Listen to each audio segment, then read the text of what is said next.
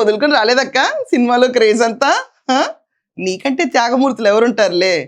అందరూ నీలాగా మొత్తం క్రేజ్ దులిపేసిన తర్వాత పాలిటిక్స్ లోకి రారు కదా, వీళ్ళు డిఫరెంట్. ఉద్దేశంతో ఆయన రావటాన్ని ప్రజలు ఆశీర్వదిస్తారని నమ్మాను. కానీ ఇంత మెరాకిల్ గా, ఇంత ఏ సపోర్ట్ లేకుండా సింగిల్ పార్టీగా రావటం అనేది నిజంగా ఇది చరిత్రే.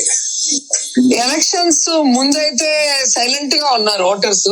ఎలక్షన్ అయిన తర్వాత అయితే నాకు ఆశ్చర్యకరమైన విషయం ఏంటంటే, నా ఫ్రెండ్స్ డాక్టర్స్ గాని, లాయర్స్ గాని, సినిమా వాళ్ళు గాని, మేము విజయ్ వేసాము, మార్పు కోరుకుంటున్నాము అని చెప్పినప్పుడు షాకింగ్ గా అనిపించింది. యాక్చువల్ గా mass leader, mass hero Vijay. So mass voting బాగా ఉంటుంది అనుకున్నాను, కానీ క్లాస్ ఓటింగ్ కూడా మేము వేసాము అన్నప్పుడు ఇక డౌట్ లేదనిపించింది. కానీ చూస్తే మొత్తమే తలకిందులుగా అయిపోయింది.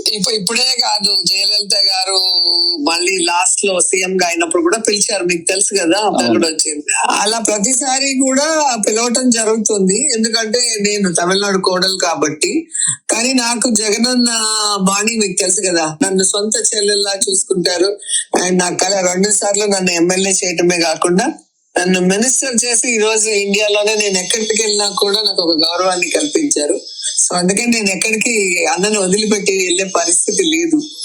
సో మన వైసీపీ ఫ్యాన్స్ అయితే నాకు తెలిసి ఆల్మోస్ట్ విజయ్ కి సపోర్ట్ చేశారు.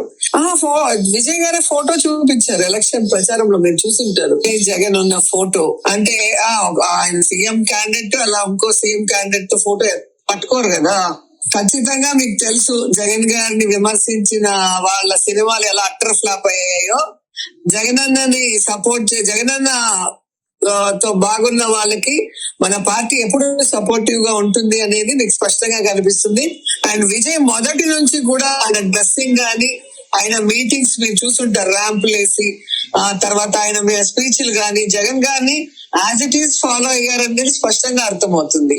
జగన్ గారి ఫోటో ఆయన పట్టుకొని ఆడియన్స్ కి చూపించడం జరుగుతుంది. విజయ్ కాన్ఫిడెన్స్, విజయ్ పంపించుంటాడు నాకు తెలిసి. విజయ్ కాన్ఫిడెంట్ గా ఉన్నాడు, మీటింగ్ కూడా పెట్టి చూసారు కదా.